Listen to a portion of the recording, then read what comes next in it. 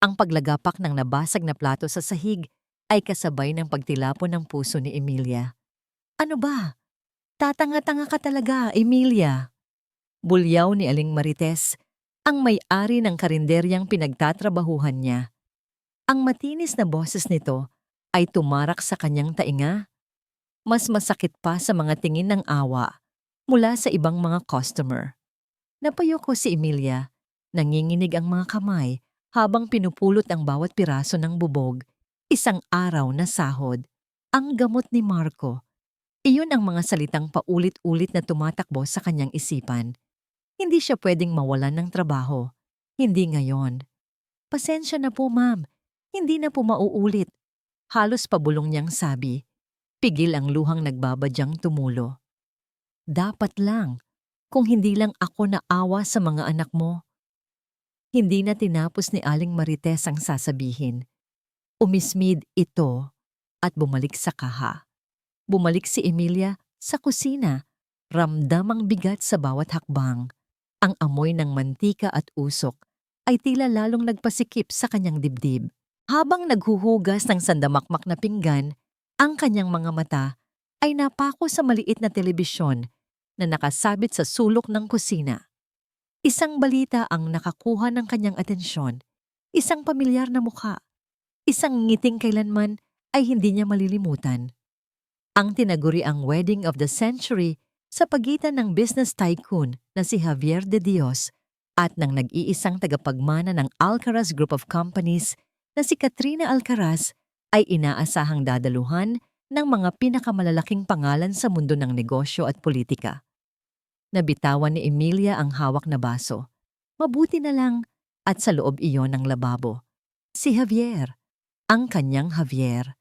Ang lalaking nangako sa kanya ng habambuhay na pagmamahal sa ilalim ng isang puno ng mangga, gamit ang isang singsing na gawa sa dahon ng niyog. Ang lalaki sa telebisyon ay mukhang banyaga. Ang kanyang mamahaling suit, ang kanyang kumpiyansang tindig, ang paraan ng paghawak niya sa kamay ng ibang babae. Hindi na ito ang Javier na minahal niya. Ang lalaking ito ay si Mr. Javier de Dios, isang makapangyarihang CEO. At ang babaeng katabi nito, si Katrina Alcaraz, ay parang isang diamanteng kuminang sa tabi niya. Perpekto, mayaman, karapat-dapat. Lahat ng bagay na hindi si Emilia. Ang boses ng reporter sa TV ay tila isang punyal na unti-unting sumasaksak sa kanyang puso. Ang kasal ay gaganapin sa darating na Sabado. Sagmo. Hindi na niya narinig ang iba pa. Ang isipan niya ay lumipad pabalik sa isang hapon. Maraming taon na ang nakalipas. Ang pinakamasakit na hapon ng kanyang buhay. Nanginginig ang mga kamay niyang inabot kay Javier ang resulta mula sa ospital. Javier, buntis ako. Nakita niya ang pananabik sa kanyang mga mata, ngunit agad iyong napalitan ng gulat nang ituloy niya ang kanyang sasabihin. Hindi lang isa, triplets daw, sabi ng doktor. Ang nangiti ni Javier ay naglaho. Pinalitan iyon ng isang malamig na ekspresyon. Triplets? Oo, hindi ba't isang biyaya? Tinitigan siya ni Javier at sa mga matang yon, nakita ni Emilia ang isang bagay na kinatakutan niya. Pagtataboy. Hindi ito biyaya, Emilia.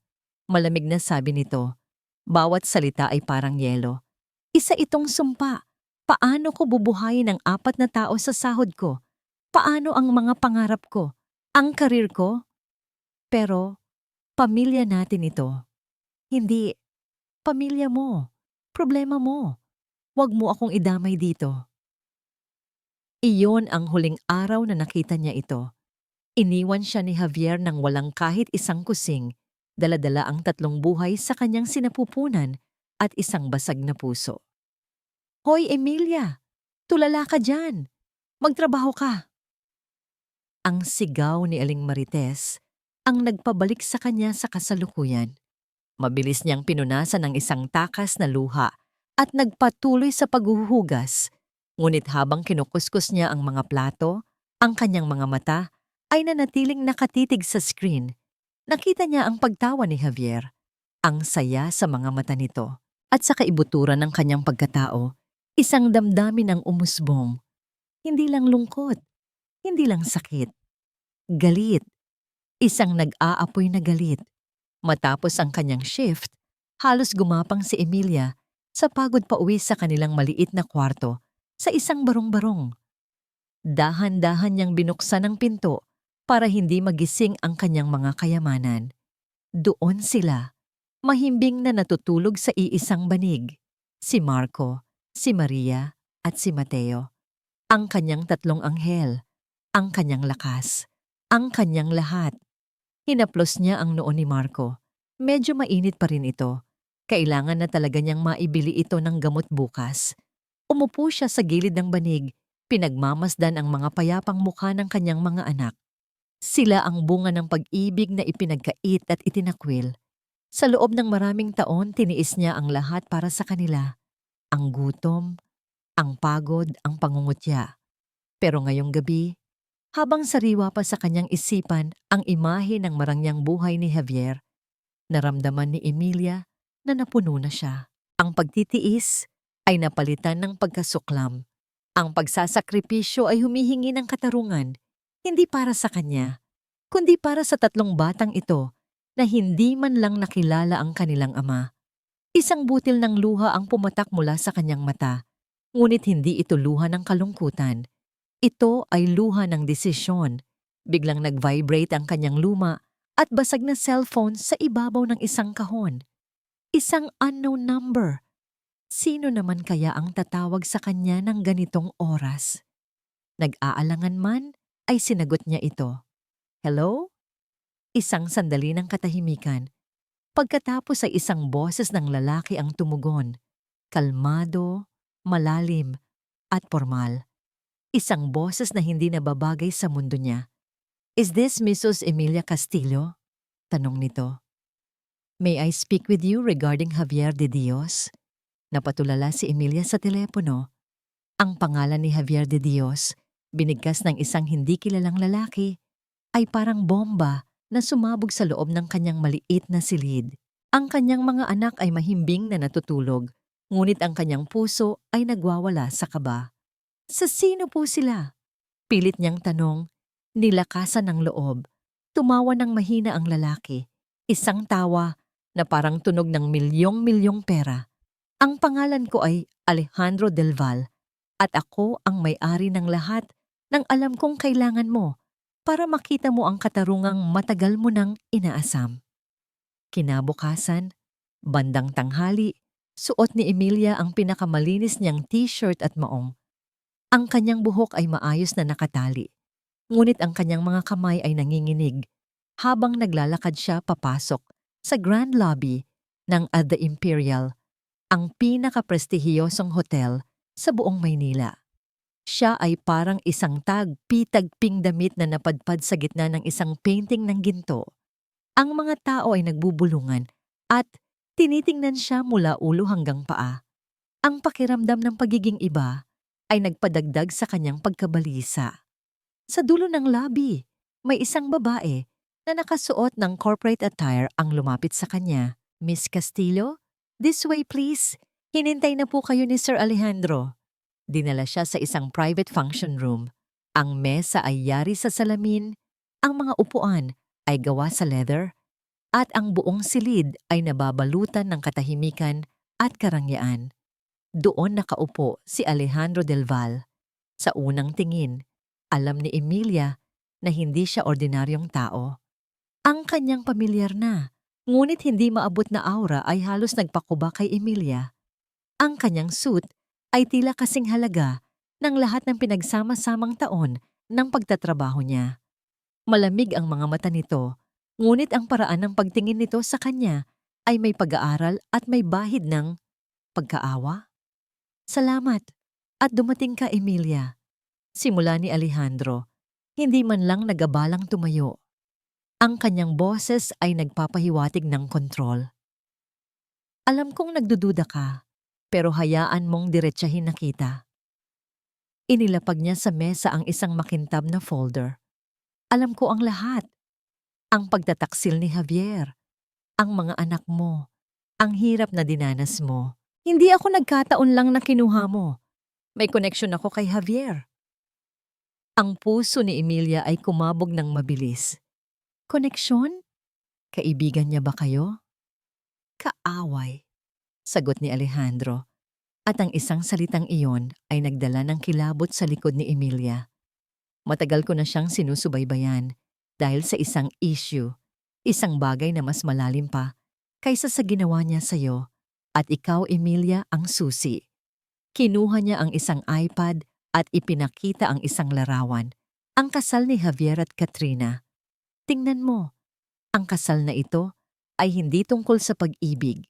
Ito ay tungkol sa kapangyarihan at pagtatago. Ang mga kasalanan ni Javier sa pananalapi ay kasing tindi ng pagtataksil niya sa iyo. Kailangan ko ng isang insider para makapasok sa mundo niya. Isang taong hindi niya inaasahan. At iyon ay ako? Tanong ni Emilia. Ang boses ay sarkastiko. Tiningnan niya ang kanyang sarili. Ako? Mukha akong katulong sa karinderya. Napangiti si Alejandro. Isang pambihira at mabilis na ngiti na hindi umabot sa kanyang mga mata. Iyon ang ganda ng plano, Emilia. Sila ay nagtataka at yun ang simula ng kanilang pagbagsak. Hindi kita hihilingin na maging katulong. Hihilingin ko na maging reyna ka. Itinulak niya sa harap ni Emilia ang isang napakakintab na itim na card. Black card. Walang limitasyon. Ito ang golden ticket mo. Aalisin ko ang mga anak mo sa Karimlan at ililipat sila sa pinakaligtas, pinakapribadong lugar. Bibigyan kita ng pinakamahusay na mga guro, stylist at tagapayo. Sa loob ng ilang linggo, magiging ibang tao ka. Hindi lang isang babaeng naghihiganti. Ikaw ay magiging isang vision, isang living proof na ang isang babaeng binuwag ay mas matibay kaysa sa ginintoang palasyo na kanyang iniiwan. Napahawak si Emilia sa card.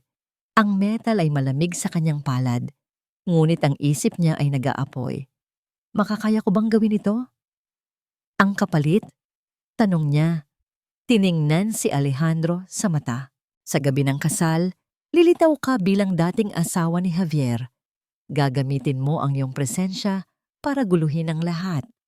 Sa ilalim ng kaguluhan na yon, kailangan mo akong bigyan ng impormasyon tungkol sa kinalalagyan ng isang dokumento.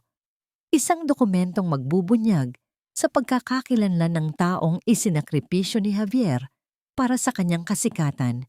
5 taon na ang nakalipas. Iyon lang? Iyon lang.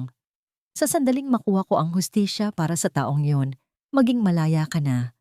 Magiging ligtas ang mga anak mo at magkakaroon ka ng isang pondo na makakasigurado sa kanilang kinabukasan. Tiningnan ni Emilia ang card. Tiningnan niya si Alejandro. Nakita niya ang isang matinding laro ng chess at siya ang queen piece. Ngunit ito ay mas malalim pa. Ito ay hindi tungkol sa pera. Ito ay tungkol sa respeto at dignidad na matagal nang inalis sa kanya. Kung gagawin ko ito, hindi na ako ang mahinang Emilia na umiiyak sa isang sulok. Tinitigan niya ang walang emosyon na mukha ni Alejandro. Ang kanyang tiwala ay nakasalalay sa isang estranghero, ngunit ang kanyang pag-asa ay nakasalalay sa kanyang sarili. Sa isang iglap, tiningnan niya ang isang maliit na larawan ng kanyang mga anak na nakasabit sa kanyang lumang kwintas. Sila ang dahilan. Sila ang lakas. Tumayo si Emilia. Inilagay ang black card sa bulsa ng kanyang maong at tiningnan si Alejandro nang may bagong tingkad sa mga mata. Sige, Mr. Del Val, tinatanggap ko. Pero may isa akong kondisyon. Tumaas ang isang kilay ni Alejandro. Ano yon? Hindi ito laro. Hindi ito tungkol sa pera. Ito ay tungkol sa pagbagsak niya. Gusto kong makita siyang gumuho. Gusto kong maramdaman niya ang sakit na naramdaman ko nang iniwan niya kaming mag-iina. Biglang ngumiti si Alejandro. Ngayon, umabot na ang nangiti sa kanyang mga mata at ito ay malupit, ngunit hindi masama. Magaling. Simulan na natin, Emilia. Umupo si Alejandro Del Val sa kanyang executive chair. Pagkatapos umalis ni Emilia, hindi pa rin maalis ang titig sa pinto. Ang hangin sa silid ay tila nagbago. May kakaiba sa enerhiya ng babaeng iyon. Isang kombinasyon ng karupukan at isang apoy na nakatago. "Sir?" tanong ni Marco, ang kanyang kanang kamay at head of security. "Sigurado po ba kayo sa planong ito? Ang pamilya Alcaraz ay malalaking isda. At ang babaeng ito, siya ba ay talagang mapagkakatiwalaan?" "Mapagkakatiwalaan? Hindi," sagot ni Alejandro, at ang kanyang tinig ay malamig. Siya ay desperado, at ang isang desperadong ina ay mas mapanganib kaysa sa isang hukbo. Gusto niya ng paghihiganti. Gusto ko ng katarungan. Ang kanyang kagustuhan ay maghahatid sa akin sa gusto ko. Ngunit sa loob niya, alam niyang hindi lang iyon. Mayroon siyang isang prinsipyo na hindi niya kailanman binibitawan. Walang kasalanan ang dapat manatiling hindi nabayaran. 5 taon na ang nakalipas, sinubukan niyang kalimutan ang nangyari sa kanyang nakatatandang kapatid, si Ricardo. Isang engineer si Ricardo na nagtrabaho sa simula pa lang ng kumpanya ni Javier. Nang magkaroon ng malaking financial scandal, si Ricardo ang sinakripisyo. Hindi niya nalaman kung paano yun nangyari. Ngunit ang sumpa ay natagpuan si Ricardo na may hawak na malaking halaga ng perang nawawala. Ang kanyang pangalan ay nadungisan at sa loob ng ilang linggo, namatay si Ricardo sa atake sa puso. Ang isang pamilyar na sakit na dulot ng labis na stress at kahihiyan. Itinayo ni Alejandro ang kanyang sariling business empire mula sa wala. Dala-dala ang nag-iisang misyon. Sirain si Javier, piraso-piraso, at ibalik ang pangalan ni Ricardo. Si Emilia ay isang pagkakataon, isang Trojan horse na magdadala ng kanyang paghihiganti sa loob ng mga pader ng imperyo ni Javier. "Simulan mo na ang protocol. Marco?" utos ni Alejandro. "Ilipat ang mga bata sa safe house sa Tagaytay. Seguridad, 24/7. Ang mga bata ay hindi dapat malaman na ito ay isang safe house. Ang isipin nila, ito ay isang bakasyon na matagal nang overdue." Pagkatapos, inilabas niya ang kanyang personal tablet. Nag-scroll siya sa live feed mula sa isang hidden camera na nakalagay sa loob ng malaking walk-in closet ng penthouse na inihanda para kay Emilia. Nakita niya si Emilia. Nakaupo ito sa gilid ng isang malaking kama na kasing laki ng kanyang buong dating apartment. Nasa harap niya ang isang stylist na nag-uutos sa kanya na isuot ang isang designer dress na nagkakahalaga ng 1 taon niyang sahod. Ngunit ang hindi malilimutan ni Alejandro ay ang eksena na sumunod. Tumingin si Emilia sa mga salamin. Walang makeup, hindi pa ayos ang buhok. Suot niya ang itim na cocktail dress na nilayon para sa isang dinner party. Ngunit habang nakatingin siya sa salamin, ang kanyang mga mata ay nag-aalangan. "Hindi ko alam. Parang hindi ako." Narinig niyang pabulong ni Emilia. Ang stylist ay lumabas saglit para kumuha ng ibang damit. Inalis ni Emilia ang damit at isinabit ito sa likuran ng pinto. Pagkatapos ay naupo siya sa gilid ng kama. Ang kanyang mga kamay ay lumapit sa kanyang mukha. At nakita ni Alejandro ang pagluha nito. Hindi iyon luha ng tuwa. Hindi iyon luha ng paghihiganti. Ito ay luha ng labis na takot at pangungulila. Nalulunod siya. Naalala ni Alejandro ang kanyang mga salita. Ito ay hindi laro. Ito ay tungkol sa pagbagsak niya. Ipinikit ni Alejandro ang kanyang mga mata. Isang malamig na pangingilay ang dumaloy sa kanyang gulugod. Sinimulan niya ito bilang isang business transaction, isang paraan para makamit ang hustisya. Ngunit ang luha ni Emilia, ang luha ng isang inang napilitang magbago para sa kanyang mga anak, ay nagdulot ng isang bagay na matagal na niyang inilibing. Pagkaawa. Hindi. Hindi siya pwedeng maawa. Ang awa ay kahinaan. Ibinaba niya ang tablet. "Marco!" tawag niya sa intercom. "Yes, sir?" Tiyakin mong ang mga bata ay merong lahat ng gusto nila. Walang limitasyon. At siguruhin mong may magtuturo kay Emilia kung paano humawak ng champagne glass at mag-interact sa mga taong kauri ni Javier. Naaayon sa plano, sir. Ngunit bakit masyado po tayong nag-iingat sa mga bata? Hindi sila bahagi ng kasunduan, usisa ni Marco. Dahil ang kahinaan ni Javier ay ang kanyang kawalang puso, matalim na sagot ni Alejandro. Ang kahinaan ni Emilia ay ang kanyang mga anak. Kung tayo ang magpoprotekta sa kanyang kahinaan, ang kanyang paghihiganti ay magiging walang kamatayan. Kailangan natin siyang gawing hindi malulupig. Iyon ang paliwanag niya. Ngunit alam ni Alejandro na ang pag-uwi niya, 1 linggo na ang nakalipas, at ang pagkakita sa lumang dosyer ni Ricardo ay nagpabago sa lahat. Hindi niya pwedeng hayaang mapinsala ang pamilya na alam niyang matagal nang nasira.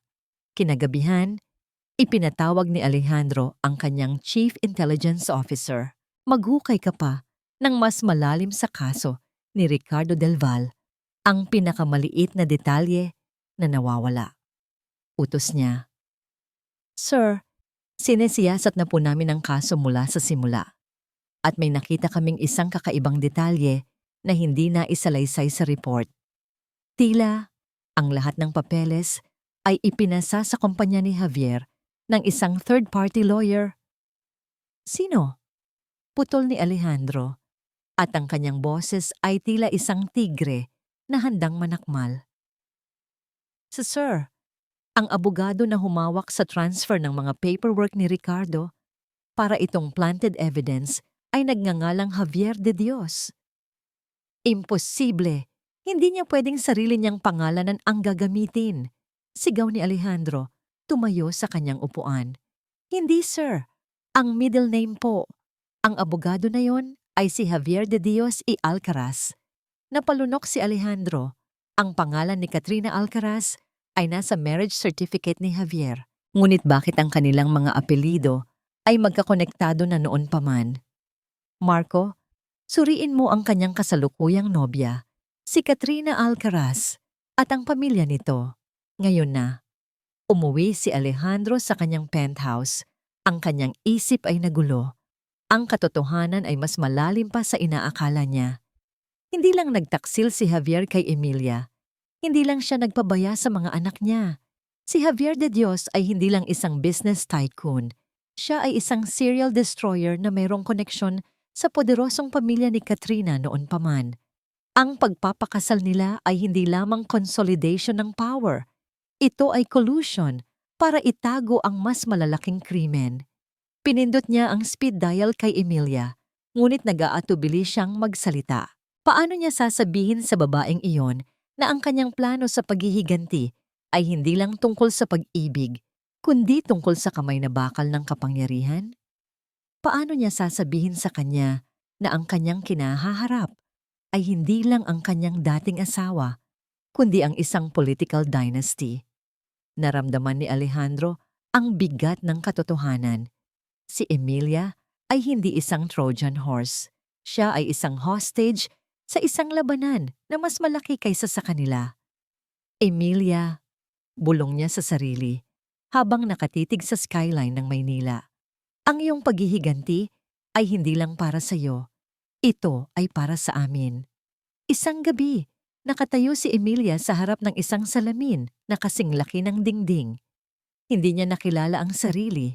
Ang buhok niya, na dating tinatali lang sa isang simpleng ponytail o bun, ay malambot na umaalon sa kanyang balikat, highlighted at inalagaan ng husto. Ang balat niya, na dating sunog at magaspang dahil sa araw, ay kininis at pinatingkad. Ang mga mata niya, na dating laging pagod at malungkot, ay inilabas ang tingkad ng kulay dark chocolate sa tulong ng makeup artist. Suot niya ngayon ang isang deep emerald green gown na hinuhubog ang kanyang figura. Ang bawat hakbang niya, na dating nag-aalangan, ay natutunan ng maging fluid at confident. Siya ay nagiging ang babaeng itinakda ni Alejandro. Elegant, mysterious, at untouchable. Ngunit sa likod ng lahat ng karangyaan na yon, may isang bahagi ni Emilia na sumisigaw, "Peke!" "Perfect, ma'am!" Bati ng stylist na si Rhea habang inilalagay ang isang diamond necklace na tila bilyon-bilyon ang halaga sa leeg ni Emilia. "Lahat ng damit ay babagay sa'yo. Ikaw ang magiging talk of the town." Ngumiti si Emilia. Isang ngiti na hindi umabot sa kanyang mga mata. Talk of the town. Iyon ang gusto niya. Ang maging sentro ng atensyon ni Javier. Sa sumunod na 2 linggo, si Emilia ay sumailalim sa hellish training at pampering. Natuto siyang makipag-usap tungkol sa stock market, sa foreign affairs, at sa wine. Ngunit ang pinakamahirap ay ang pag-aaral na iwan ng Emilia na mahal niya ang kanyang dating Javier, ang Emilia na naniniwala pa rin sa pag-ibig. Isang hapon, nasa private dining room siya, tinuturuan ng isang etiquette coach kung paano kumain ng lobster nang hindi nagkakamali. Naramdaman niya ang labis na inis. "Para saan pa ito?" biglang tanong ni Emilia. "Hindi naman ako manghuhuli ng lobster sa kasal. Ang gusto ko lang ay magpakita at sirain siya." "Hindi yun ang punto, Miss Castillo," kalmadong sabi ng coach. "Ang punto ay ang pagbabago sa loob. Kapag komportable ka sa mundong ito, hindi ka na matatakot sa kanya. Iyan ang tunay na kapangyarihan." Ngunit hindi niya maalis ang ideya. Parang siya ay isang artista na naghahanda para sa isang papel na hindi naman sa kanya. Kinaumagahan, habang nag-eensayo siya ng ballroom dancing kasama ang isang guro, ang kanyang mga paa ay nadapa at muntik siyang matumba. "Huminahon ka, ma'am," sabi ng guro. "Kailangan mong mag-focus. Pakawalan mo ang emosyon na pumipigil sa'yo." "Hindi ko kaya," sigaw ni Emilia, at ang luha ay nagsimulang dumaloy. Tumakbo siya palabas ng ballroom at pumasok sa pinakamalapit na silid, isang waiting lounge. Ang kanyang paghihiganti ay tila hindi na reward, kundi pasanin. "Ang mga anak ko, gusto ba nila akong maging ganito?" Nakatakip ang kanyang mukha, umiiyak siya. Ang ingay ng kanyang pag-iyak ay tila nagpalaki sa katahimikan ng malaking silid. Naramdaman niya ang frustration sa kanyang sarili. Kahit meron na siyang pera at kapangyarihan, ang sakit ay nananatili. Biglang may pumasok. Hindi ito si Rhea o ang coach. Ito ay si Alejandro. Tinitigan niya si Emilia. Ang kanyang mukha ay walang emosyon, ngunit hindi siya umalis. Hindi rin siya nagsalita. Tumingala si Emilia. "Sir Alejandro." "Sorry po. Hindi ko yata kaya. Hindi ako ito. Ako ay isang ina lang na gustong maghugas ng pinggan para sa mga anak niya. Hindi ako reyna. Ako ay isang pobreng babae na nagtatago sa likod ng mga damit at perlas na hindi sa kanya." Umupo si Alejandro sa tapat niya. Hindi siya umabot para yakapin siya. Ang ginawa niya ay mas kakaiba. "Ang pera at mga damit na iyan ay hindi sa'yo. Tama." Nagsimula si Alejandro, ang kanyang boses ay malumanay. "Ngunit ang sakit at galit na nararamdaman mo, iyon ay sayo. Hindi mo kailangan na maging reyna para masira si Javier. Ang kailangan mo lang gawin ay magpakita. Magpakita ka at tingnan mo siya sa mata at hayaan mo siyang makita na siya ay nagkamali." Tumingin siya sa kanyang mga mata. "Alam mo ba kung bakit ako tumutulong, Emilia? Hindi lang ito tungkol sa kapatid ko." Nagulat si Emilia. "Gaya ni Javier, mayaman din ako. Pero bago ako naging ganyan, naramdaman ko ang lahat ng sakit na nararamdaman mo ngayon. Ang pakiramdam na ikaw ay niloloko, sinasaktan, at wala kang kapangyarihang ipagtanggol ang sarili mo." Hindi siya nagbigay ng detalye, ngunit ang pag-amin niya na nasaktan siya, na bumagsak siya, ay nagbigay ng panibagong kahulugan sa kanya. Ang maskara ni Alejandro ay bahagyang nabuksan. "Hindi ka isang pasanin, Emilia. Ikaw ay isang inspiration," sabi niya. At sa pagkakataong ito, may tunay na damdamin sa kanyang mga mata. "Ginawa mo ang lahat para sa 3 bata. Iyan ang kapangyarihan. Gamitin mo ang puot na yan. Gamitin mo ito para sa iyong mga anak. Hindi ka gumaganti para sa kahapon. Gumaganti ka para sa bukas. Nakatulala si Emilia. Ang mga salita niya ay tumagos sa kanyang puso, hindi dahil sa pag-ibig, kundi dahil sa respeto. Kaya ko pa ba? Pabulong niyang tanong. Dapat mong kayanin, sagot ni Alejandro, at ang kanyang nanangiti ay challenging. Dahil ang mga anak mo ay nasa ligtas na lugar. Pero ang kaligtasan na yon ay magiging permanente lamang kung hindi ka na niya matatakot. Kaya mo bang tingnan si Javier nang walang takot sa iyong mga mata? Napaisip si Emilia. Ang takot ay nagpapalabas ng awa. Ang kawalan ng takot ay nagpapalabas ng katapusan. Tumayo siya, pinunasan ng kanyang mga luha. Tumingin siya kay Alejandro. Kaya ko. Hindi na ako matatakot. Hindi na ako ang asawa niya. Ako ang katapusan niya. Ang desisyon ni Emilia na ipagpatuloy ang plano ay nagdala ng panibagong focus sa pagitan niya at ni Alejandro. Ang kanilang dynamic ay nagbago. Hindi na ito isang business transaction. Ito ay naging isang joint mission. Ngayon, ang kanilang oras ay ginugol hindi lang sa training ni Emilia, kundi sa pag-iimbestiga. Ang high-tech penthouse ni Alejandro ay naging command center. Ito ang file ni Ricardo Del Val, sabi ni Alejandro. Itinuro ang isang litrato ng isang lalaking may ngiting tapat sa isang holographic screen na lumutang sa ere. Tapat siya sa kumpanya ni Javier, pero isang buwan bago ang kasal ni Javier kay Katrina, inakusahan siya ng embezzlement. Nakatitig si Emilia sa larawan ni Ricardo. Ang kanyang muka ay may pagkakahawig kay Alejandro, lalo na sa mga mata. Pero Sir Alejandro, bakit mo ako kailangan para sa isang simpleng paghahanap ng documents? Tanong ni Emilia. Kaya mo itong gawin, hindi ba? Dahil ang original documents na magpapatunay na si Ricardo ay walang kasalanan ay nakavault sa lumang bahay ni Javier. Ang safe house niya para sa mga sikreto. Paliwanag ni Alejandro, ang kanyang boses ay tila galit. At ikaw, Emilia, bilang kanyang legal ex-wife at dating partner, ay may alam sa mga secret spots niya na hindi alam ng iba. Nang gabing iyon, nagtungo sila sa isang madilim, tahimik na kanto sa gitna ng syudad para makipagkita sa isang matandang lalaki, si Mang Ben, isang dating security guard ng kumpanya ni Javier. Matagal na yun, ma'am, sir, sabi ni Mang Ben. Nanginginig ang mga kamay. Tiniwalag ako ni Javier. Alam kong inosente si Ricardo, pero tinakot niya ako. Sabi niya, kung magsalita ako, may mangyayari sa pamilya ko. Ano ang nakita mo? Tanong ni Emilia. Ang kanyang mga mata ay naniningkit. Nakita ko si Javier. Isang gabi, nagdala siya ng briefcase sa office ni Ricardo at nang umalis siya, may nakasulat siya sa isang papel at ibinigay niya sa isang lawyer na hindi ko kilala. Pero alam kong konektado ito kay Katrina. Sabi ni Javier, tapusin mo na ito. Walang pwedeng makakaalam ng koneksyon ko sa Alcaraz bago ang kasal. Hindi na nagtanong si Emilia. Ang pagtataka ay lalong lumalim.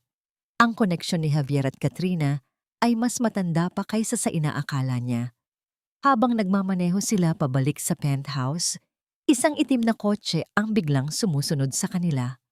Sinisundan tayo, matalas na sabi ni Alejandro. Agad siyang nagmaniobra ng kotse naghahanap ng escape route.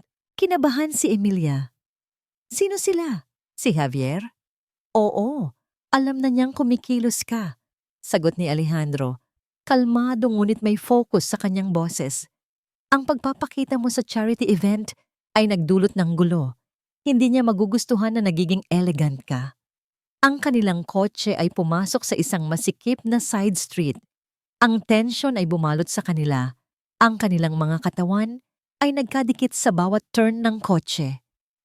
Bakit ka tumutulong sa akin, Alejandro? Tanong ni Emilia, pabulong. Kaya mo akong protektahan, pero bakit ka nagsasapanganib? Tumingin si Alejandro sa kanya. Ang kanyang mga mata ay tila naglalaman ng mga bagyo at mga sikreto. Dahil mahalaga ang ginagawa mo. Sagot niya, isang half-truth.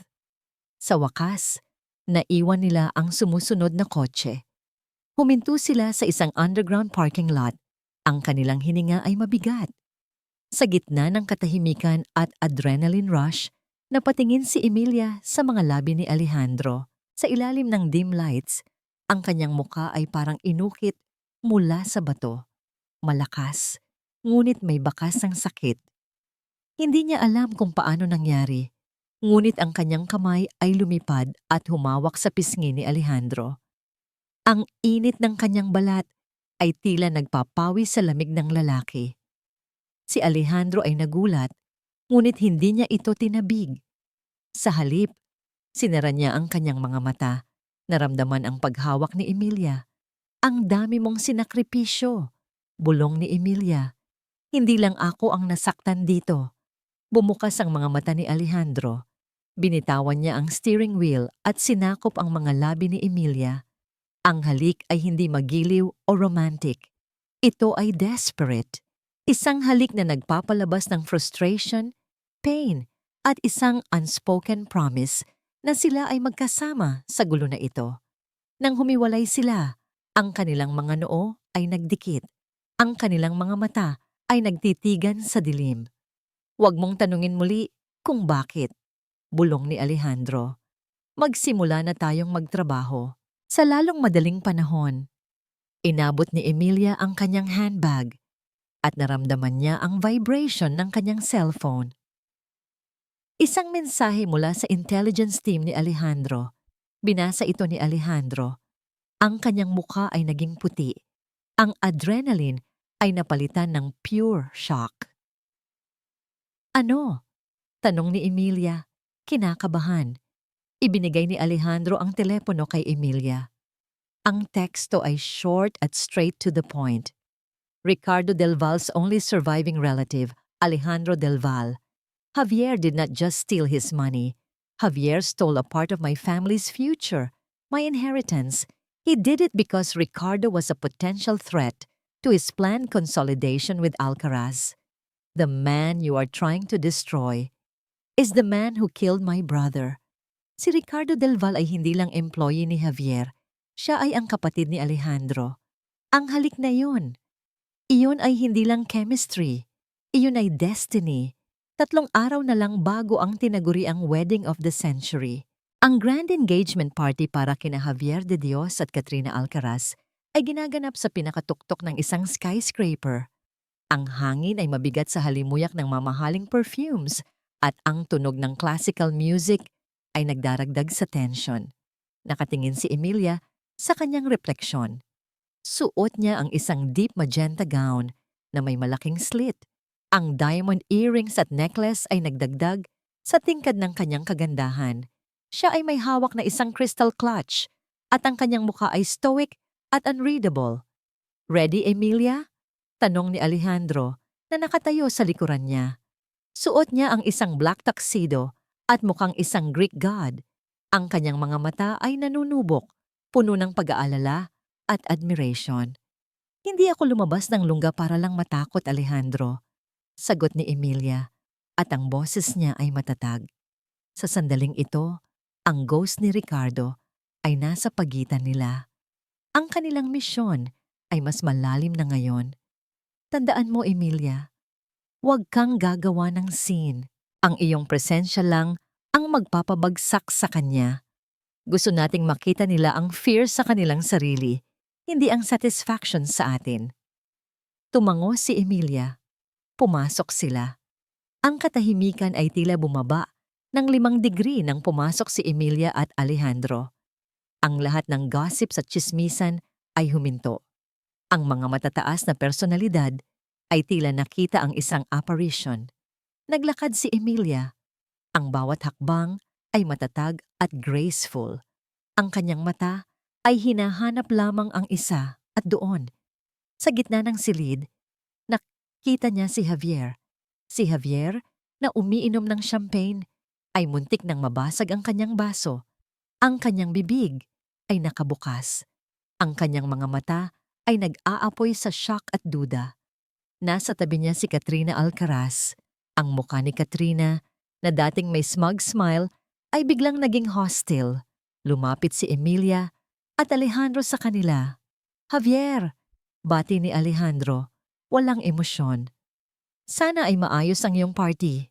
Lumingon si Javier kay Alejandro. Pilit na ngumiti. Alejandro, salamat sa pagdalo. Ngunit, sino ang kasama mo? Hindi ko siya nakilala. Dito pumasok ang performance ni Emilia. Tiningnan ni Emilia si Javier nang walang hatred, walang love, kundi pity. Tiningnan niya si Javier at sa unang pagkakataon, nakita ni Javier ang isang ganap na estranghero sa mga mata ng kanyang dating asawa. Sino ako? Sagot ni Emilia. Ang kanyang boses ay kalmado. Nakalimutan mo na ba ako, Javier? Pero, it's understandable. Marami nang nangyari. Ang buhay ko ay mas interesting na ngayon. Emilia? Bulong ni Javier at ang kanyang mukha ay naging palpable. Paano? Anong ginawa mo? Wala. Wala akong ginawa. Sagot ni Emilia. Tiningnan ko lang ang aking mga anak at ninais ko na makita nila na ang kanilang ina ay hindi laging biktima. Nakatayo si Katrina at hindi niya nanatiis ang tensyon. Bakit ka narito, Emilia? Wala kang karapatan na guluhin ang party ng pamilya namin. Tumingin si Emilia kay Katrina. Isang smile ang lumabas sa kanyang mga labi. Pamilya? Kung ito ay tungkol sa pamilya, bakit hindi mo tinawagan si Javier bago ang kasal, Katrina? O mas matagal pa ba ang koneksyon ninyo? Ang tanong na yon ay unexpected. Ang mukha ni Katrina ay naging pula sa galit. Alam ni Emilia na tinamaan niya ang nerve ng mga ito. Inabot ni Katrina ang isang baso ng champagne mula sa isang waiter at biglang itinulak iyon patungo kay Emilia. Ang champagne ay tumilansik, ngunit si Emilia, sa isang split second, ay umilag. Ang likido ay tumama sa damit ng isang prominent socialite na nakatayo sa likod niya. Oh, I'm so sorry, Emilia. Pilit na sabi ni Katrina, walang genuine apology sa boses. Ang servant na ito ay clumsy. Si Emilia ay hindi nagbigay ng reaction. Tumingin siya sa socialite at pagkatapos ay bumalik kay Katrina. Huwag mong sisihin ang waiter, Katrina, sabi ni Emilia. Ang kanyang tinig ay malamig. Ang clumsiness ay nasa iyong puso, hindi sa kanyang mga kamay. At ang pagtawag ng servant sa taong nagtatrabaho ay hindi elegant. Ang tawag dyan ay ignorance. Ang mga bisita ay nagulat. Si Javier ay helpless, walang magawa. Hinawakan ni Alejandro ang likod ni Emilia bilang sign ng support. Hindi na kami magtatagal. Sayang, at hindi na kami nakapagbigay ng wedding gift. Pero alam mo na, Javier, ang mga unexpected gifts ay laging mas memorable.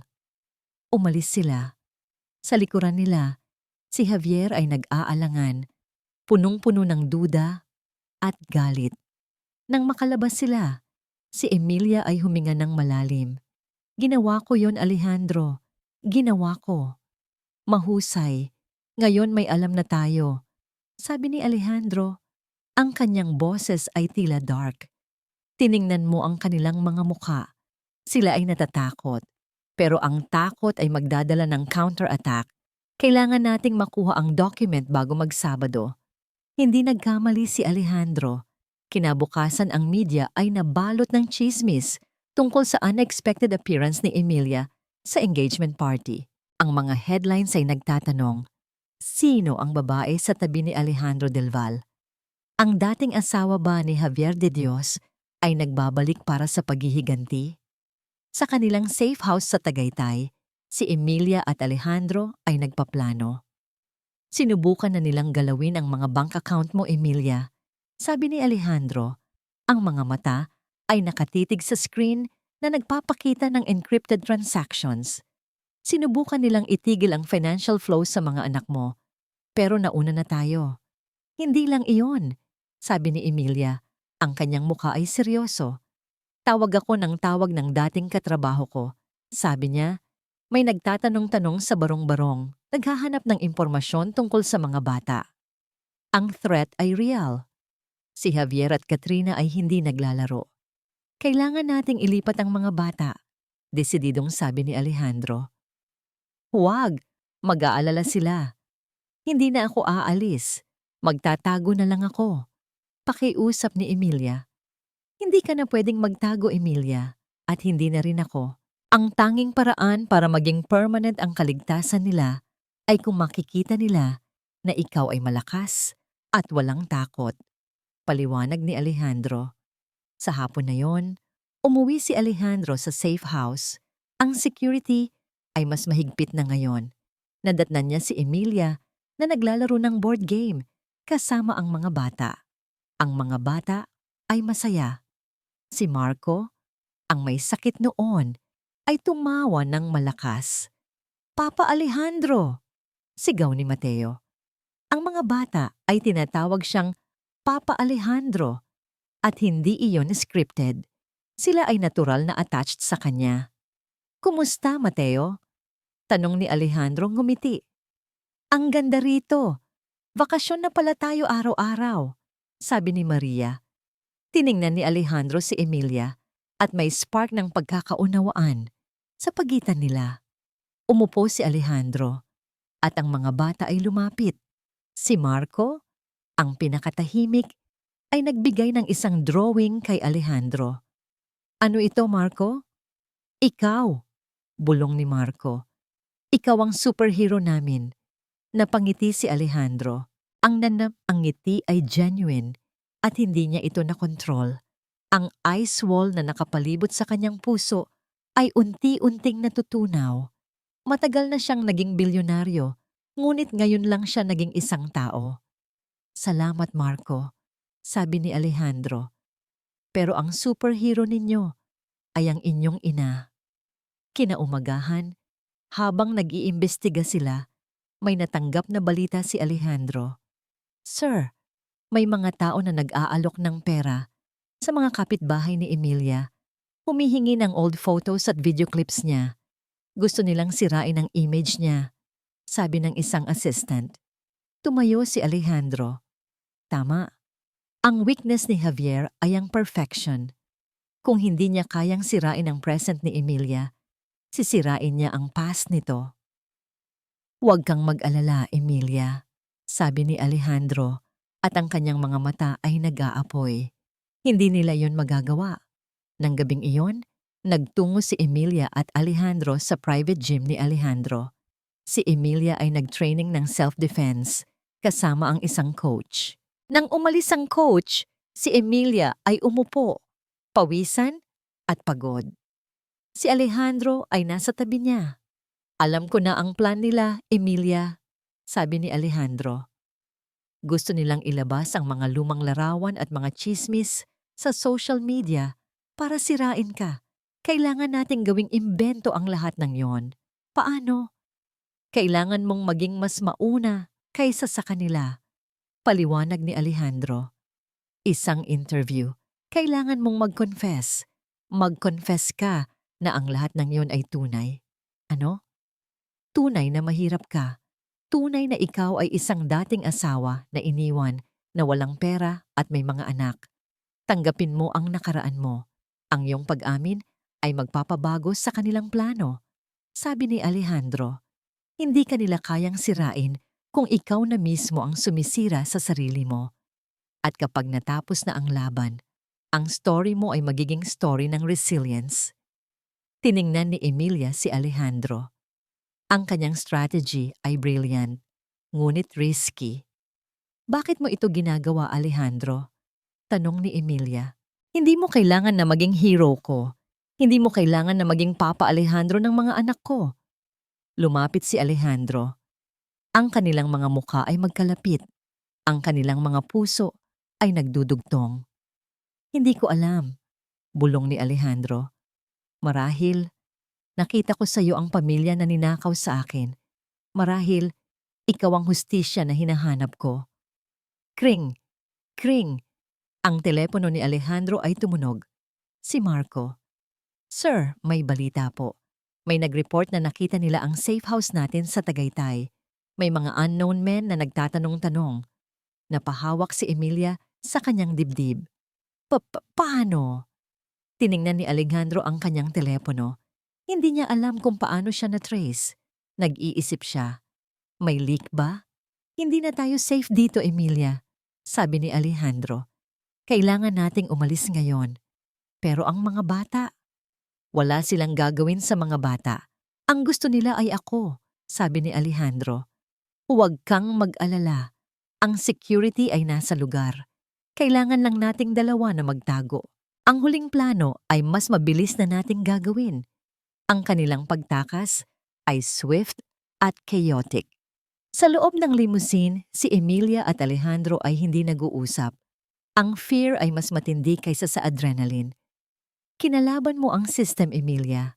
Ang system ay hindi nagpapatawad, sabi ni Alejandro, at ang kanyang mukha ay gloomy. Nagpunta sila sa emergency safe room sa basement ng isa sa mga commercial buildings ni Alejandro. Isang silid na steel-plated, soundproof, at cut-off mula sa labas. Dito sila magtatago hanggang sa araw ng kasal. Paano nila nalaman ang tungkol sa Tagaytay? Tanong ni Emilia, at ang boses niya ay shaking. Ang mga bata, safe ba sila? Safe. Walang pwedeng makapasok doon, sabi ni Alejandro. Pero ang information, may nag-leak. Umupo sila sa leather couch. Biglang nag-flash ang isang alert sa tablet ni Alejandro. Urgent update. Safe box 3 breached. Contents missing. USB drive missing. Ang kanilang mga mata ay nagtagpo.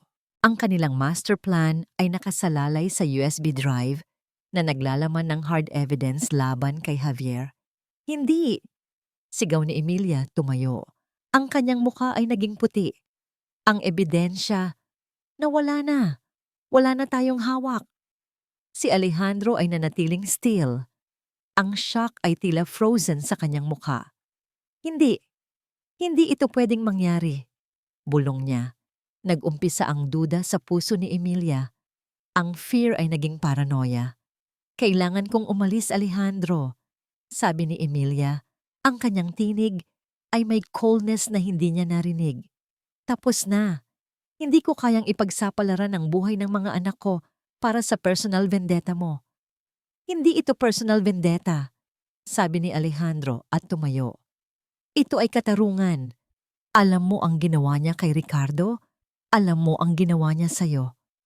At alam ko rin na ang katarungan mo ay naglagay sa buhay ng mga anak ko sa alanganin. Sumigaw si Emilia. Kung hindi ka dumating, masaya na sana ako sa paghuhugas ng pinggan. Pero ikaw, ang kayamanan mo, ang misyon mo, nawala ang lahat dahil sa'yo. Ang silid ay napuno ng tensyon. Ang kanilang mga damdamin ay sumabog. Ang tingin mo sa akin, sir, patuloy ni Emilia. Ang kanyang mga mata ay puno ng luha. Ay katulad ni Javier. Pareho kayong gumagamit ng tao. Ginamit mo ako para sa kapatid mo. Ginamit mo ang sakit ko para sa misyon mo. Ang tanging naiiba ay ang apelyido mo. Ang mga salitang iyon ay tumama kay Alejandro na parang bala. Ang kanyang fasad ay gumuho. Huwag mong sabihin iyan, sigaw ni Alejandro. At ang kanyang boses ay tila beast. Hindi siya pumunta kay Emilia para sampalin. Sa halip, hinawakan niya ang pisngi ni Emilia at bigla siyang hinalikan. Ang halik ay mapusok at puno ng galit. Ang halik ay desperate. Ang halik ay nagpapahayag ng silent pain ni Alejandro. Hindi ako katulad niya. Hinalikan niya si Emilia na tila ang halik na yon ay ang tanging communication na natitira sa kanila. Ang lahat ng unspoken words, ang lahat ng attraction, ang lahat ng fear ay nasa halik na yon. Si Emilia ay nag-resist sa una, ngunit pagkatapos ay nag-respond. Ang kanyang mga kamay ay humawak sa leeg ni Alejandro. Ang kanilang duda at trust ay nag-clash. Nang humiwalay sila, ang kanilang mga hininga ay ragged. Ang kanilang mga mata ay dilated. Tingnan mo ako, Emilia. Bulong ni Alejandro, ang kanyang noo ay nakadikit sa noo ni Emilia. Hindi ako si Javier. Hindi ako kayamanan. Ako ay isang taong nasaktan na gustong ituloy ang laban mo. Kung nawala ang evidence, paano ba natin siya mapapabagsak? Tanong ni Emilia, ang kanyang tinig ay may tremble. Tumawa ng miserable si Alejandro. Tama ka. Nawala na ang lahat. Wala na tayong file. Biglang nag-vibrate ang telepono ni Emilia. Isang encrypted message mula sa private number ni Javier. I know what you're doing. Stop now, or I will release photos of your children to the world, branding them as the illegitimate offspring of a beggar. Ang threat ay surgical at tumpak. Ang mga litrato ng kanyang mga anak na secretly kinuha habang sila ay nasa Tagaytay. Ang dugo sa mukha ni Emilia ay tila umalis. Ang pag-ibig ay napalitan ng takot. Kailangan kong umalis, bulong ni Emilia. Kailangan kong iligtas sila. Hindi ko kayang ipagsapalaran ang buhay nila. Suko na ako. Ang huling threat ni Javier ay tila ang final nail in the coffin. Hindi ito tungkol sa pera o reputasyon. Ito ay tungkol sa buhay ng kanyang mga anak. Nanginginig ang mga kamay ni Emilia habang pinipindot niya ang delete button sa mensahe ni Javier. Ngunit ang image ng kanyang mga anak na captured sa mga stolen photos ay tila nakaukit na sa kanyang isip. Hindi ko na kaya, Alejandro, sabi ni Emilia. Ang kanyang tinig ay malamig na despair. Ang paghihiganti ay hindi worth ng kapayapaan ng mga anak ko. Ang tanging nais ko ay ang mabuhay sila ng tahimik. Kinuha ni Emilia ang isang small paper bag na naglalaman ng kanyang old belongings at ang black card ni Alejandro. Umalis ka na, Emilia, sabi ni Alejandro, at ang kanyang boses ay tila hollow. Tila ang mga salita ni Emilia sa huling chapter ay nagdulot ng deep wound sa kanya. Sana ay makahanap ka ng katarungan para sa kapatid mo, sabi ni Emilia. Ang kanyang mga mata ay pula, ngunit walang luha. Pero hindi na ako ang gagamitin mo. Kung nawala ang lahat, bumalik ako sa kung saan ako nagsimula. Hindi ako gagamit ng tao, sabi ni Alejandro, at ang kanyang mga mata ay nanatiling still cold. Hindi ko na ipipilit. Umalis ka. Ibibigay ko pa rin sa'yo ang financial support. Hindi. Hindi ko na kailangan. Ang peace of mind ang kailangan ko, sagot ni Emilia. Iniwan niya si Alejandro sa soundproof room. Ang paglalakad niya ay mabagal at mabigat. Nang makalabas si Emilia, sumakay siya sa isang taxi at nagtungo sa old apartment niya. Ang dating landlady ay nagulat. Emilia, akala ko ay yumaman ka na. Bakit ka bumalik? Gusto ko lang bumalik, sagot ni Emilia. Ang kanyang puso ay paralyzed. Sa loob ng maliit at masikip na silid, wala siyang naramdaman. Ang mga designer clothes ay wala na. Ang perlas ay wala na. Ngunit ang sakit ay naroon. Kinuha niya ang old cellphone niya, ang cellphone na tanging connection niya sa nakaraan. Sinubukan niyang tawagan ang safe house sa Tagaytay. Mga anak ko, gusto kong makita sila. Bulong niya sa guard sa phone. Sorry ma'am, ang access sa mga bata ay restricted ngayon. Para sa safety ninyo, sagot ng guard. Ang mga salitang yon ay tila dagger sa kanyang puso. Nakatitig si Emilia sa dingding. Siya ay bigo. Hindi sa paghihiganti, kundi sa kanyang kakulangan na maging malakas. Hindi siya pwedeng maging reyna. Siya ay isang ina lang. Sa penthouse ni Alejandro, siya ay nag-iisa. Ang all is lost moment ay hindi lang kay Emilia. Ito ay mas malalim sa kanya. Marco! Sigaw ni Alejandro sa intercom. Lahat ng security sa Tagaytay double, walang pwedeng lumapit, walang leak. Sir, may update po sa USB drive, sabi ni Marco. Ang kanyang boses ay urgent. Nawala na. Ano pa ang update? Hindi nawala, sir. Nakopya. Ang copy po ay nawala. Pero ang original ay naka-encrypt pa rin. At ang encryption, na-decode na. Tumayo si Alejandro. Ang kanyang mga mata ay lumiwanag. Ang pag-asa ay nasa huling minuto. Ang original USB ay hindi niya dinala. In-upload niya iyon sa isang private server na naka-encrypt at nagde-decode sa loob ng 3 days. Ang copy na nawala ay distraction lang. Agad na nag-dial si Alejandro sa old cellphone number ni Emilia. Ang number na secret niyang nakita sa kanyang original file bago siya umalis. Emilia, sabi ni Alejandro, at ang kanyang boses ay determined. Huwag kang susuko. Ngunit huli na, si Emilia ay offline. Nagmaneho si Alejandro patungo sa old apartment ni Emilia. Kailangan niyang malaman na ang kanyang pag-alis ay walang kabuluhan. Dumating siya. Ang pinto ni Emilia ay half-open. Emilia! Si Emilia ay nakatitig sa dingding. Umalis ka, Alejandro. Hindi mo na kailangan ang puppet mo. Si Alejandro ay lumapit sa kanya. Hindi siya nagsalita. Kinuha niya ang cellphone na tiyan niya at nag-play ng isang video sa screen. Ang video ay isang voice recording na may subtitle sa screen. Ito ay ang testimony ni Ricardo, ang secret confession niya. Si Ricardo, Javier, I will not let you destroy me. I know you framed me. I know you used your future wife's family to hide your tracks. The key to the truth is in my old ledger, hidden in the villa's wall. Tiningnan ni Emilia si Alejandro. Ang kanyang mga mata ay nag-aapoy. I didn't tell you? The USB wasn't the original. Sabi ni Alejandro, ang kanyang boses ay low. It was a copy, and the original has just finished decrypting. Ang katotohanan ay narito na, Emilia. Ang tinig ni Ricardo Del Val, kahit na recorded, ay tila buhay sa loob ng cramped na silid. Ang voice recording ay nagpapatunay sa lahat. Si Javier ay nag-frame ng inosenteng tao at ginamit ang kapangyarihan ng pamilya Alcaraz para itago ang kanyang mga kasalanan. Si Emilia ay hindi na sumisigaw. Siya ay tahimik. Ang kanyang mga mata ay naniningkit.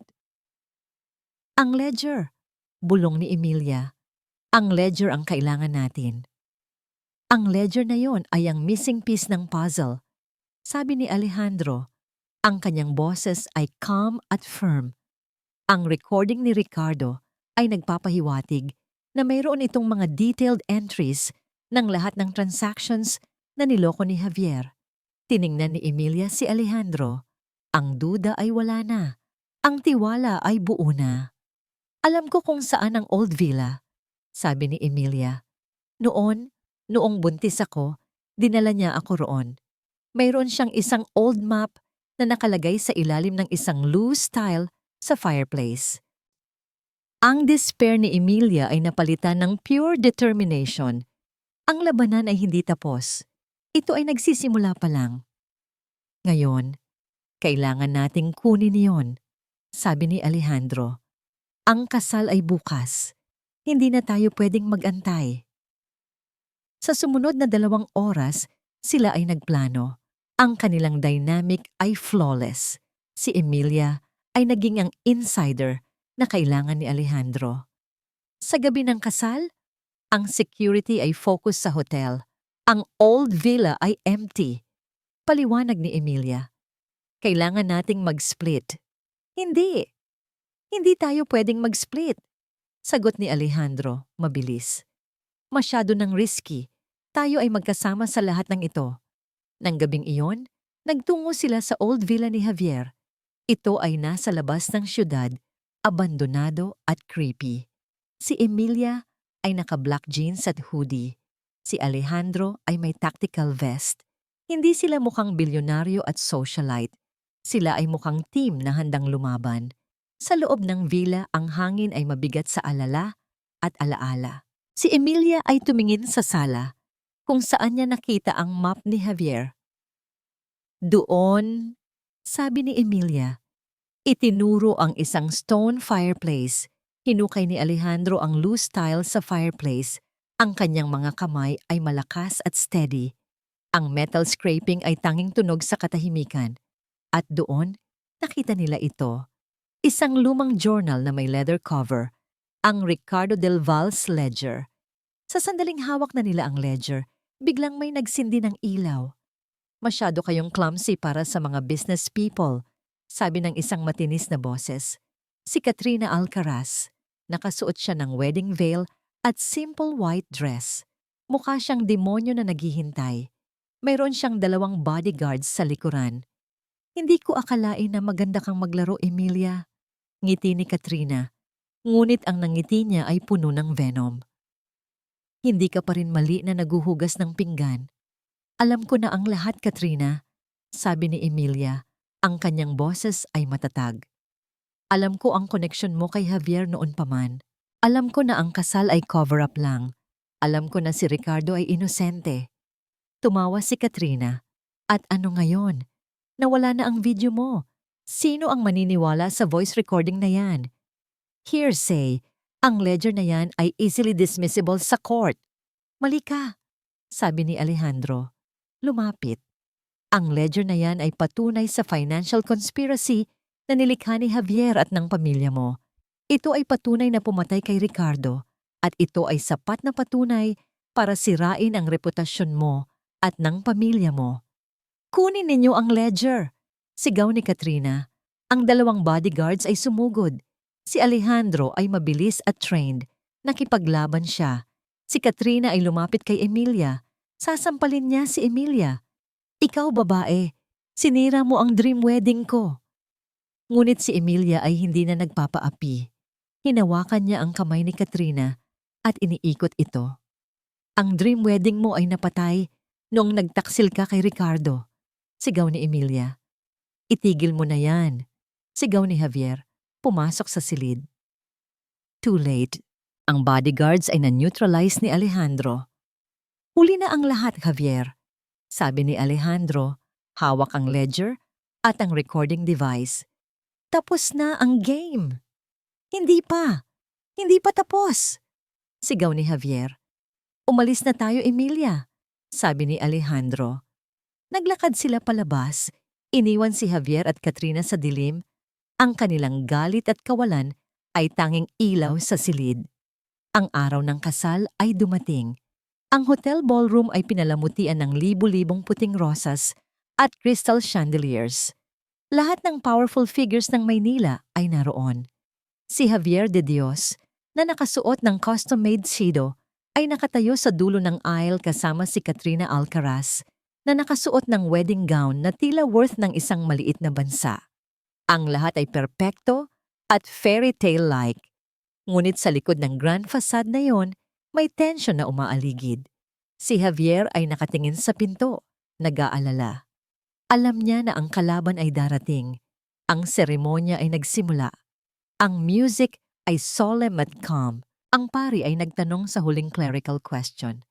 Javier de Dios, tinatanggap mo ba si Katrina Alcaraz na iyong maging asawa?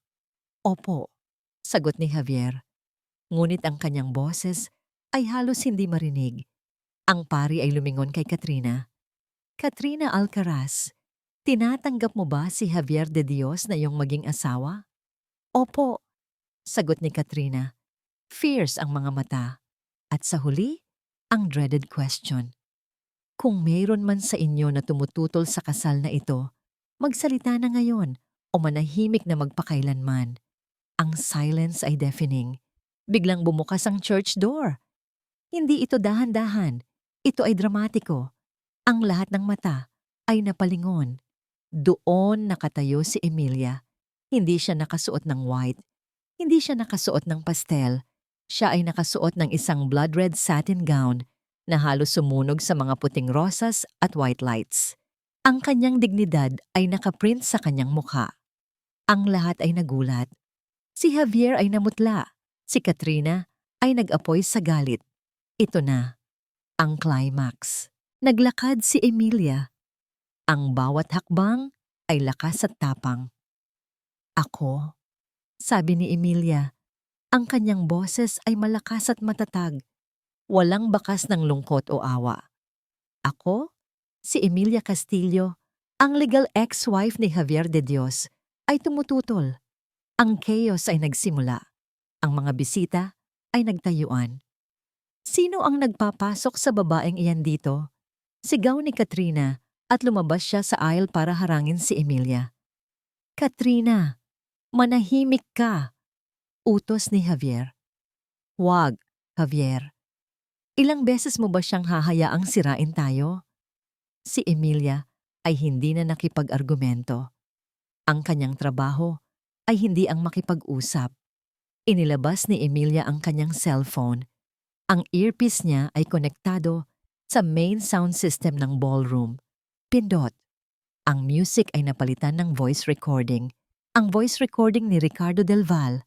Ang boses ni Ricardo. Javier, I will not let you destroy me. I know you framed me. I know you used your future wife's family to hide your tracks. The key to the truth is in my old ledger, hidden in the villa's wall. Ang gasp ng mga bisita ay napuno ang silid. Javier, sino yon? Sigaw ng nanay ni Katrina. Inutusan kita. Sirain mo ang babaeng yan. Sigaw ni Javier sa isang security guard. Ngunit too late. Pumasok si Alejandro Del Val sa likuran ng ballroom. Hindi siya elegant. Siya ay serious at dangerous. Kasama niya ang NBI at Internal Revenue Agents. Javier de Dios, Katrina Alcaraz. Sabi ni Alejandro, ang kanyang boses ay awtoridad. Ang recording na yon ay patunay sa financial fraud at conspiracy na ginawa ninyo para makawala sa batas at sirain ang reputasyon ni Ricardo Del Val, ang aking kapatid. Ang ledger ay hawak ni Alejandro. Ibinigay niya ito sa NBI agent. Ito ang ledger na nagpapatunay sa transactions ninyo. Ang kasal na ito ay cover-up lamang. Hindi! Kasunduan lang iyon. Hindi conspiracy! Sigaw ni Javier. Sinugod ni Katrina si Emilia. Ang kanyang muka ay twisted sa galit. Ikaw! Sinira mo ang buhay ko! Ngunit si Emilia ay handa. Mabilis siyang umilag. Sa same moment, ang NBI agents ay lumapit kina Javier at Katrina. Javier de Dios at Katrina Alcaraz, arestehado kayo para sa fraud at obstruction of justice, sabi ng agent. Ang mga bisita ay nagkagulo. Ang mga puting rosas ay naging background sa gulo at iskandalo. Tiningnan ni Emilia si Javier. Ang arrogance sa mukha ni Javier ay nawala. Napalitan ito ng defeat at hatred. Emilia, hindi pa tapos ang laban na ito, sigaw ni Javier habang kinakapkapan siya ng agents. Tiningnan siya ni Emilia, kalmado.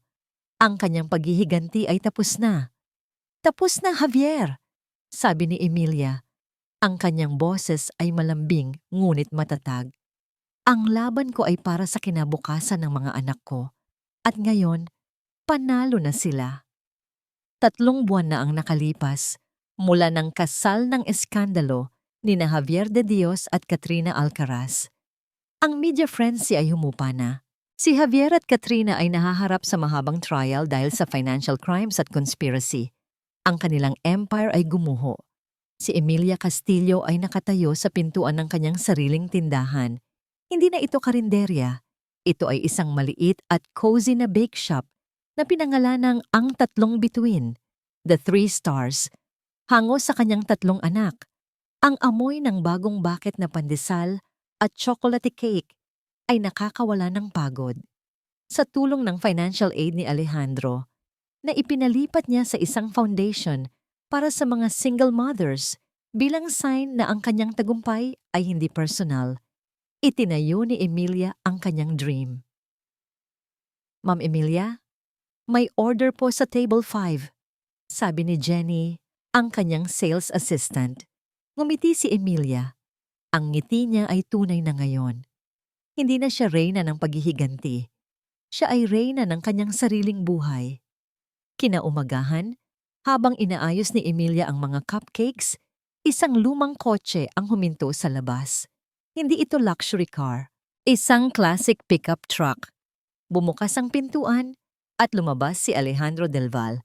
Hindi siya nakasuot ng expensive suit. Siya ay naka-simple jeans at collared shirt.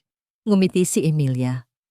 Mr. Del Val, anong hangin ang nagdala sa iyo dito? Hindi hangin. Gutom. Sagot ni Alejandro, at ang kanyang mga mata ay masaya. Lumapit siya at hinalikan si Emilia sa pisngi.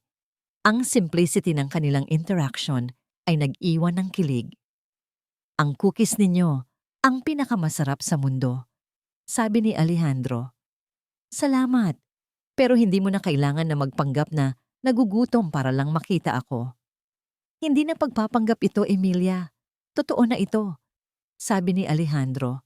Ang kanyang boses ay seryoso. Nang pumasok si Alejandro sa back kitchen, nakita niya ang mga bata. Sila ay nag-aaral sa kanilang small school desk sa gilid. Ang kanilang mga guro ay private at caring. Papa Alejandro, sigaw ng mga bata at tumakbo sila para yakapin siya. Hinawakan ni Alejandro ang tatlong bata. Ang bigat nila ay masarap sa kanyang balikat. May regalo ako sa inyo, sabi ni Alejandro. At binuksan niya ang isang box. Isang kit para gumawa ng personalized cake. Si Emilia ay nanood. Ang ice wall na nakapalibot sa puso ni Alejandro ay nawala na. Ang pag-ibig niya sa mga bata ay genuine. Emilia, sabi ni Alejandro, habang naglalaro siya sa mga bata. Ang mission ko ay tapos na. Nakuha ko na ang katarungan para sa kapatid ko. Ang pangalan ni Ricardo ay malinis na. Ngayon, gusto kong simulan ang bagong misyon. Tiningnan siya ni Emilia. Ang kanyang luha ay nagbabadya. Ano ang misyon na yon, Alejandro? Ang misyon ay ang mahalin ka at ang mga anak mo. Ang misyon ay ang patunayan sa iyo na ang tunay na lakas ay hindi sa paghihiganti, kundi sa pag-iwan sa nakaraan at pag-build ng bagong pamilya. Sabi ni Alejandro. Tumayo at lumapit kay Emilia. Hinawakan niya ang mga kamay ni Emilia. Hindi ko maibabalik ang sakit na dinanas mo, pero maipapangako ko sa iyo ang kapayapaan at pagmamahal. Ngumiti si Emilia. Ang kanyang luha ay tumulo. Hindi ito luha ng lungkot, kundi luha ng pag-asa. Ang bagong simula ay maganda. Sabi ni Emilia, ang presyo ay masakit, pero ang reward ay worth it. Ang huling scene ay sina Emilia at Alejandro na magkasama na gumagawa ng cake kasama ang mga bata. Ang tindig ni Emilia ay malakas. Ang pagmamahal niya ay ganap. Ang pagbagsak ni Javier ay hustisya. Ngunit ang pag-usbong ng pamilya ni na Emilia at Alejandro ay ang tunay na tagumpay, ang tagumpay ng pag-ibig na nakaligtas sa kasawian.